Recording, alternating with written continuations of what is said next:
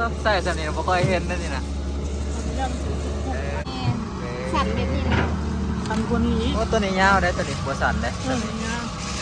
เอารุ่นเมื่อกี้ทุกคนอันนี้เพิ่นจ้างอยู่ 15,000 บาทแต่ก็น้องลุ่มนี่เขาเจ้าก็สิจกอีกนี่เขาเจ้าก็สิจ้างอีกสบายดียามแรงพี่น้องสบายดีทุกคนเมื่อนี่เงินใกล้ๆกันเราเซียนจกกี่ตมของแต่น้องเราแต่ว่าเฮาสิมารุ่นบางเอียนเดี๋ยวสิพาพี่น้องไปเบิ่งพี่น้องว่าสิมีเอียนหรือบ่รุ่นบางเอียนใหญ่เดี๋ยวไปเบิ่งน้ำกันบรรยากาศคักกะลิยามมื้อแรงจกแต่นี้5 ค่ำก็แล้วบ่หรือว่ามื้ออื่นต่อบ่ได้จกร้ายไปออกนี่ซื้อเนาะสิเห็นเอียนอยู่บ่เนาะรอรุ่นบางเอียนแค่นไก่กันเห็นเราจูบน้ำปีเลี้ยนี่จูบบ่สิจกแล้วมันพ้นมาก่อนแม่นบ่จูบแต่ได้เถื่อเฮ็ดจูบเฮ็ดจูบแต่ได้เถื่อแต่ว่าพ้นมาก่อนจกตะแคมมันซื่อๆบ่ออกมันเลยเฮ็ดมองเลิกๆน้ำแม่นบ่ทางหน้าคันเห็นแล้วมันเลิกถ้าได้บ่ขาจกทำเป็นว่าซ้ำนี้10,000 ปลาย 15,000ตัวจกใหญ่จกแคทเนาะจกแมว 320 ดีถาเบิ่งทุกคนถาเบิ่งเอียนโมโหสิมีหรือบ่แต่ว่าช่วงย่ำหน้าน่ะอยู่น้ำไหหน้าแถวอันใกล้ๆอันกับน้องเรานี่นะถึกตะเอียนใส่เบ็ดอยู่ไหหน้าเฮาพูดละอยู่เฮาพูดนะพ่อตะเอียนช่วงไอ้กุ้งยังถือเซยเลยนี่ซ้ำนี่นะซ้ำมันไม่ซ้ำนี้เนาะถือว่าใหญ่เติบอยู่ซ้ำนี้กันน้องรุ่มน่าสิใหญ่กว่ามันหลายปีเนาะแต่ว่าน้องนี่กันน่าสิมีคือกันเอาให้เราไปเท่าละหน่อยให้แล้วฮอดพุ่นจังว่า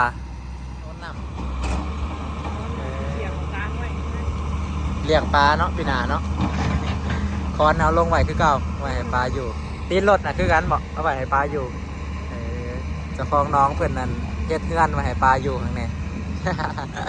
เจ้าของน้องก็เป็นนั่น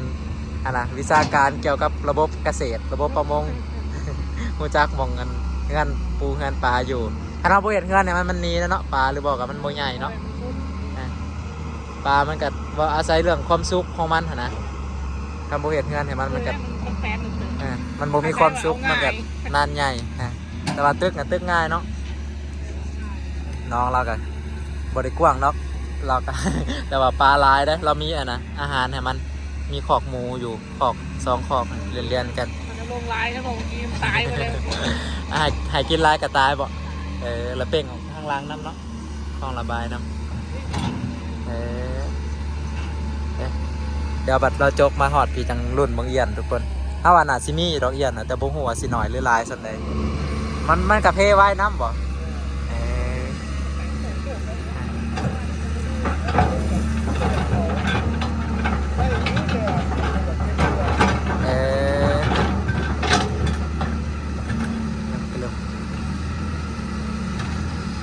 คันใหญ่เนาะเบิ่งรถจก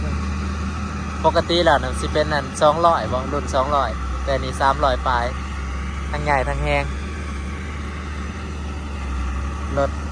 เจ้าของรถอยู่ทางท่าใกล้ๆกันกับเขมราชเนาะอยู่คนละพังเป็นคนทางบ้านหนองบัวท่าอันนี้คือแบบราสิป้านคันอ้อมมาเลยทุกคนป้านอ้อมมาเลยอ้อมพอดีแล้วกันขวดทางหนามันให้มันเลิกเพราะว่าพื้นที่กันมันนั่นเป็นดินดินนอกเนาะหรือว่าดินพี่น้องกันติดจอดกันนะก็เลยแบบขยายให้มันกว้างกว่าเก่าบ่ได้มีแต่เฮ็ดให้มันเลิกกว่าเก่าเนาะเพื่อว่าสิให้มันเก็บน้ำได้หลายแล้วก็สิให้ปลามันใหญ่เพราะว่าเราก็สิเฮ็ดแบบเลี้ยงหมูแน่เลี้ยงปลาไปน้ำแน่ได้2 อย่างเนาะ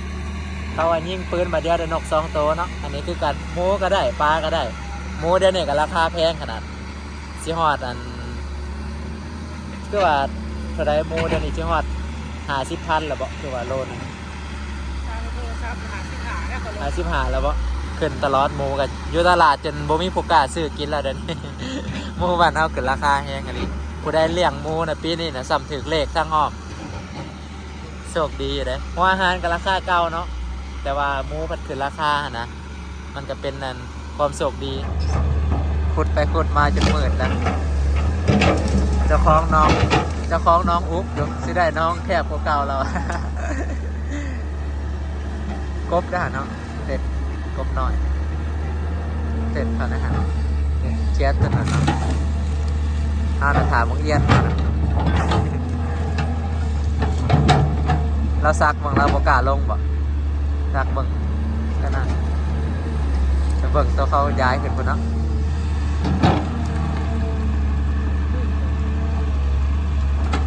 โอ้ยมันบ่ได้เลิกเลยมันลงไปแป๊บเดียวมันก็กุ้งเลยเนาะแค่มันเอียนเลยเบิ่งส่งเอียนก่อนมีอยู่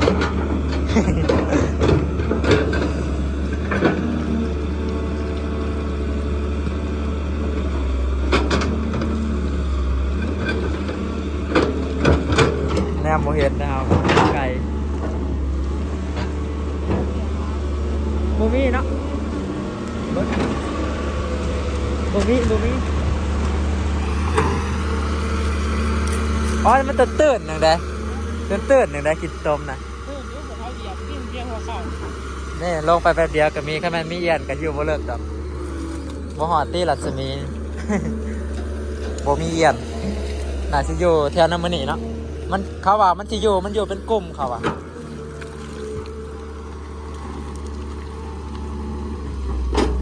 บ่เห็น เห็นก็ลงเอาบ่ได้ดอกจม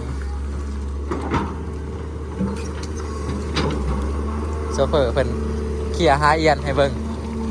ได้ล่ะตัวหนึ่งหักตัวบ่ใหญ่เนาะตัวน้อยประมาณซัมโปรตีน สมักคูนนี่ตัวหนึ่งเห็นพอแวบๆบัดเขาจกกิโตมแบบนี้ขึ้นไปคั้นแหละไปขวัดเบิ่งน้ำมีได้เอียนนะเพราะว่าตอนนี้นะมันมันใหญ่แล้วมันเท้าแนมบ่เห็นกิโตมมันหลายแล้วแนมบ่เห็นเป็นตัวน้อยๆนะ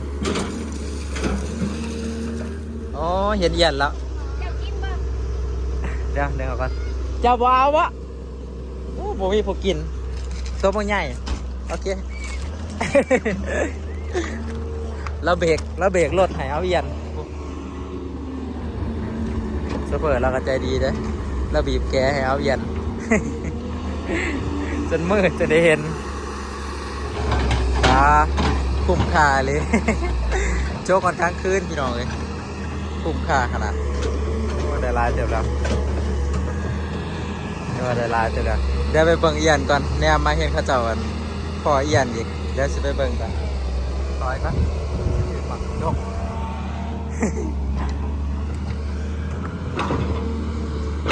โอ้มันกินตมมันนี่นะเดี๋ยวสิลงหลุมกันเดี๋ยวลายเยอะ เนี่ยมาจากเห็นเอียนบอเอียนใหญ่อ๋อลงทุนนะบอตัวใหญ่ท่านเนี่ยโอ้โหบอคุ้มเลยเนาะกลางคืนกระจก เราผ่านมันเลี้ยงมันบ่อ๋อถ้าใส่สนิทเราไม่ค่อยเห็นนั่นนี่นะใหญ่ดิเอาละเดี๋ยวหลุดเมื่อกี้เนี่ยมาเห็นเนี่ยคือเห็นเอียนวะ ก็เลยมาถ่ายอีก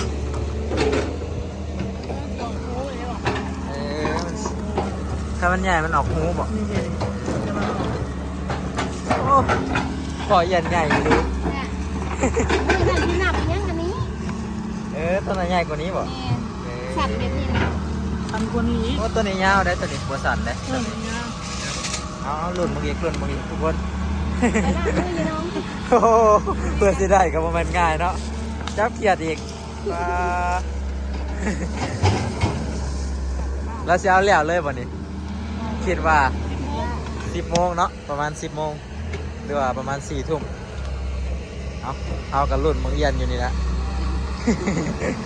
อยากเมืองเอียนทุกคนอยากรุ่นเมืองเอียนสิเป็นจังไดโอ้ผู้ครับเลยกันขนาดเราเห็นเนาะเอียนตัวน้อยๆนึงกัน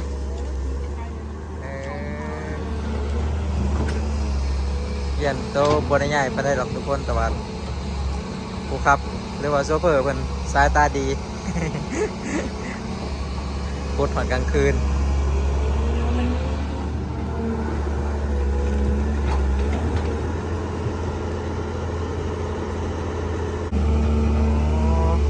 เอียนนี่มันมีเกือบเบิดทุกส่วนของน้องเลยเนาะพี่น้อง อยู่แถวบริเวณนี่ก็มีเบิดแต่ว่าตอนนี้เราจกลงเลิกมันก็สิบ่เห็นเนาะเพราะว่าเอียนมันจะอยู่ในนี่ระดับที่ดินแบบนี้ มันจะบ่อยู่ลงเลิกกว่านี้เนาะมันจะอยู่ในระดับที่ต้มว่าซั่นซะมันบ่หม่นลงมันหินโบหรือว่าบ่หม่นลงกันหินดานบ่ลงหินแข็งจะอยู่ระดับอันที่ต้มนั่นแหละ ตามสัญชาตญาณของเอียนหรือว่าปลาไหล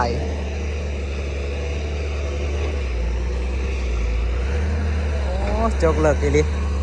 คิดว่าเราสิจกบ่เลิกแบบสุดๆเลย ประมาณ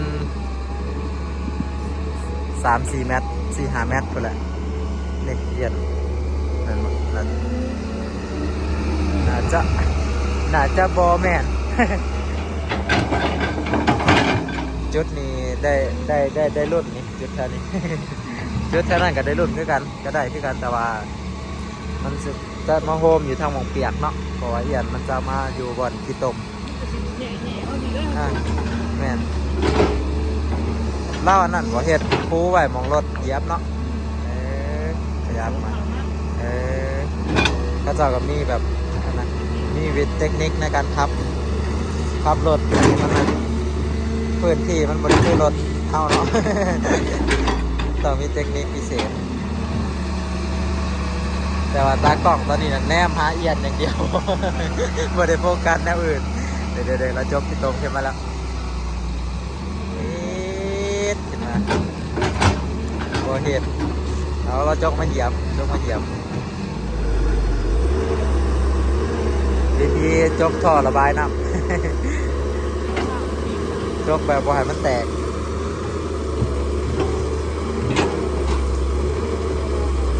การให้เขาคุดเบิดจ้างเงินหลายแสนแต่ได้นี่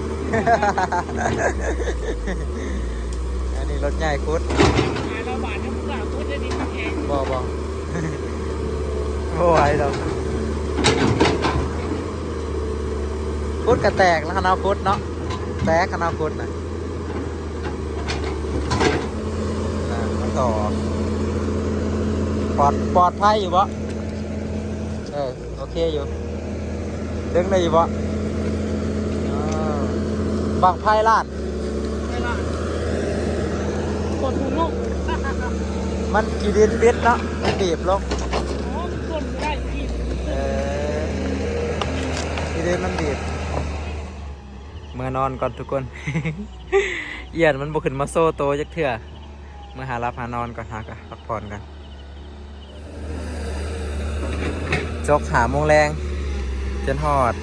10 โมงกลางคืนแล้วก็ตอนนี้ก็9 โมงเช้าคือสิแล้วเนาะบัดนี้เนาะไม่แต่เก็บคันแท้มันเฉยๆรายละเอียดคันแท้มันเลิกก็เก่าน้องกัน อันนี้เพิ่นจ้างอยู่ 15,000 บาทแล้วก็น้องลุ่มนี่เขาเจ้าก็สิจกอีกนี่เขาเจ้าก็สิจ้างอีกได้งานหลายเนาะจ้ะเนาะติดต่อกันเลยแถวนี้ คือว่ามานอยู่งานติดงานต่อกันตัวนี้ 15,000 บาทก็เพิ่มความเลิกและการแถมคันให้มันสูงขึ้นกว่าเก่าเหตุอยู่2 อย่างเนาะเมื่อคืนนี่ได้เอียนอยู่หัน พอเอียน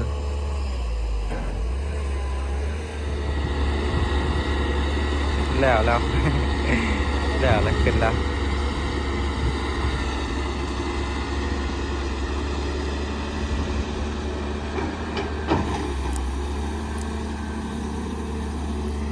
ก็สิลงมาจกน้องตะลุ่มนี่บัด